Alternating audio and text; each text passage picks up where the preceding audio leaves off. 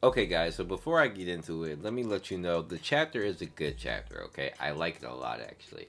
But we are not letting Baam get over scot-free. So, if you don't want to hear me talk about Baam, skip the first half of this video. Baam is much stronger than what we have seen. Is this loss a big deal? No, but it's not a big deal on either side. The accountability has been shifted, okay? You Baam defenders who are going to defend him until his dying day are going to quote for this by saying, well, if Baam actually tried, he would have won.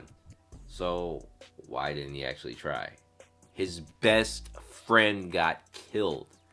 Like, I'm sorry, what more motivation do you need? Like, the pen? Mimesis? Crown? Thorn? Like, nothing. Absolutely nothing. Nobody, and I mean nobody, predicted that Baam would just lose this chapter. Like, last chapter, everybody was saying, including myself, Baam would give it his all and try to win. He got taken out. It's just the inconsistency is crazy, okay? Why have this guy collect all these tools, collect so many abilities, all for him to only use a small portion of them? I mean, even if he thought that he didn't have enough to defeat him, you had to at least try. Again, your two best friends are on the ground. One's dead, one's dying. I can't let Baam off with this.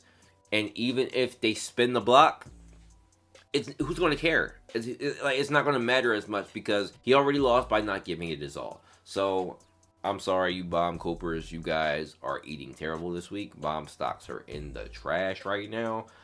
Is he a fraud? Of course not. He's the main character. Can't be a fraud. L fight, man. Absolutely L fight. So with that being said, let's get into the chapter because the chapter is actually a 7.5 out of 10. I'm letting you know that now. But let's get into the details. So we start off with Yama absolutely diffing the Pobidu army. Like, I've been giving Yama his props. I invested in his stocks after he got the buff, and they are paying dividends, okay? I don't remember Harry Potter's name, the Pobidu guy who has the glasses, but he absolutely got sent to a ship, and Yama's basically impressing everybody on the field. Like, Michael, who we haven't seen since he transported Dumas, and Richmond, is pretty impressed with his power. And that also includes Proust, who's just like, wow, like, I didn't even know he was like that. And Yama is like that. Like, if he was able to destroy Proust's barrier, again, I think he's up there with Robodon, if not stronger. Now, Michael ends up using the Shinwa Ryu ship to attack Yama, and Yama pretty much tanks it. Now, did he tank it clean? No, but an impressive feat in all of itself. And this causes Proust to kind of go off on Michael, like, why are you using this Shinwa Ryu attack teleportation ship against our own people? And Michael says, well, they're gonna die anyway. So prior to that, Michael was actually sending a text message, who we find out later on is actually Belier.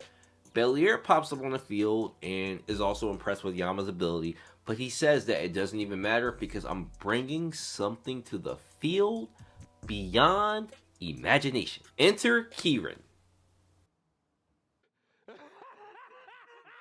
Nah, it wasn't Kieran. Okay, you Kieran lovers, down bad. Okay, Kieran Witten got his daddy, his new daddy. Okay, Kieran replaced Trom with this man, the boss. The boss is here and it is hype. Okay, Urex confirmed target is the boss, and it seems like a lot of people forgot who the boss is. So, quick reminder: the boss is the leader of the revolutionaries. If you guys haven't noticed, he's never outright come out and said it, but we've seen him have interactions with Shenny. We've seen him kill the snake guy from Lobopia when Baam was getting Leviathan. Like, the boss has been intricate in a lot of like low key plots, and he's been an important figure here. But him showing up here in this badass armor, talking about the blood of the field and we want a new boss in town. Yo, like, oh, like Rick Ross shit. Like, the boss is here, bro. Like, holy, the hype is immaculate. Like, I'm hyped to see him. I don't think that there's a hard symbol represents what most people are thinking right now, but I'll get into that once we're done. But we cross over to Dumas where we see Baam down bad, and I almost made Baam my thumbnail. I really wanted to, but I'm gonna let him live because the chapter was pretty damn good. So with that being said, Dumas gets his heart restart by throwing Baam in his heart. Now this would be the cheesiest way for Dumas to be defeated, and I hope that's not the case. But Baam should be out, Kun and Rat should be out. Dumas should be on his way to Gustang. Now, someone's going to interrupt this, whether it's Rachel, whether it's Hawar, who knows? Something's going to happen where Dumas doesn't reach Gustang. I hope he does, because we'll get some lore, but that's basically the chapter. So let me start with one funny thing. Kieran lovers, Baam lovers, y'all in the toilet this week, okay? Your stocks are down, you're in the negative. Kieran is an L. This is the big plot that people have been coping for with Kieran to basically come here with the boss. That ain't it, bro. And I'm not impressed by it. I will say we'll probably get a Yama versus Kieran fight here, which will probably end up being a pretty decent fight if Robodon doesn't want to take the fight himself. But that's okay. That's decent enough. We might even get Yama versus the boss, and Yama may end up actually getting diffed, and I would hate that for Yama because he just got a significant buff, but that also will put in perspective on how strong the boss is. Now I remember months ago when I got crucified for saying that Kieran was a revolutionary, and now it's all paying dividends. But I will say this, I didn't project. So Michael, what is up with Michael? He is text. Okay, he's an arc librarian. He's assumed to be text, right? Because that's what evidence has shown. How is he a part of the revolutionaries? Because the arc librarians are a part of Gustang Soul, correct? I think we've all figured that out by now. How is it that he's betraying Gustang if he's actually Gustang Soul? Now, you could say this is a part of Gustang's ultimate plan, that he wants to infiltrate or have some kind of stake in it, because maybe everybody doesn't know that Arc Librarians are actually a part of Gustang Soul. I never thought about that, but that could be the factor here. And we also get pure confirmation that we already knew, but Belier is in fact a part of the Revs. Now, we have to talk about the boss. So, a lot of people were freaking out. First of all, I see people saying that was Zahard. No, I absolutely had no thought that Zahar would show up on the field. I've been saying that forever, guys. Zahar and his family are not coming. They've already said this, so please drop that. But I figured it would be the boss, and he looks great. However, he is not with Zahar. They are not allied at all. I need you guys to understand this. So here's my whole concept, and I'm going to break it down for you guys.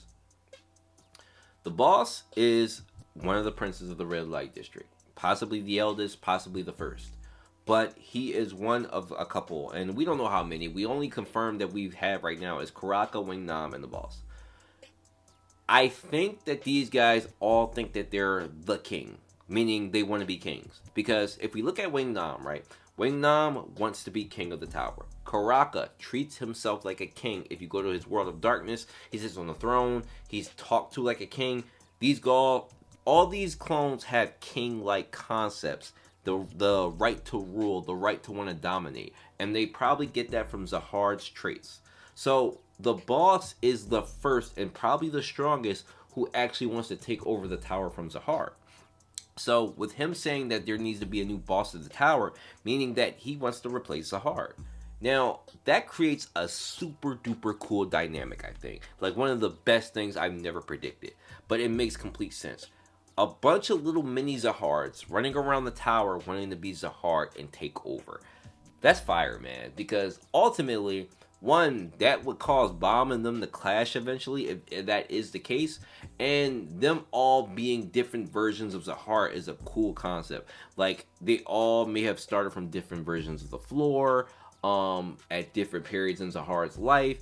May have taken bits of his power. The circumstances and the experiences make the princes different. So shout out to the boss for being here, but the Zahard symbol is just simply him taking it as his own. And that's all. Now, with that being said, that also confirms that Urek is absolutely hunting the boss. And guys, we are getting a preview here of Zahard versus Urek, because Urek and the boss are going to fight. That is essentially a Zahard clone versus Urek. Like, so we might get a mini preview of what the actual fight might look like, and this is crazy, guys. This entire setup, and I will give CU his setup for this, has been fantastic. I don't know if you guys realize it, but we have 5 factions here of the top of some of the top people in the tower, and that is crazy, okay? Pobi Augustine, Lobo Pietramari, okay? Revolutionaries the Boss, okay? Fugs Grace Luslek, okay? And then finally, Urek Awakisong. It is lit, okay? Who would have thought that these 5 people would all be on the same floor at the same time in the same space? I have no idea where we're going with this. And aside from the chess piece killing game, which I think is kind of mid, everything else outside of that and how it's lining up is turning out to be pretty damn fire. So, with that being said, that's all I have for this chapter. So many theories that we could play around with, so many fights that we can assume that's going to happen. But the chapter is for sure a 7 out of 10. The boss's show up was great, but you guys know where to find me on Discord. Wednesday this week, because I'm off the rest of this week for my birthday on Thursday, so I will not be streaming my birthday on this Thursday, but I will be streaming Wednesday, 1 o'clock p.m. If you guys want to join me to discuss all this craziness, please be here. Till then, link in the description. Meet you in the Discord. Peace.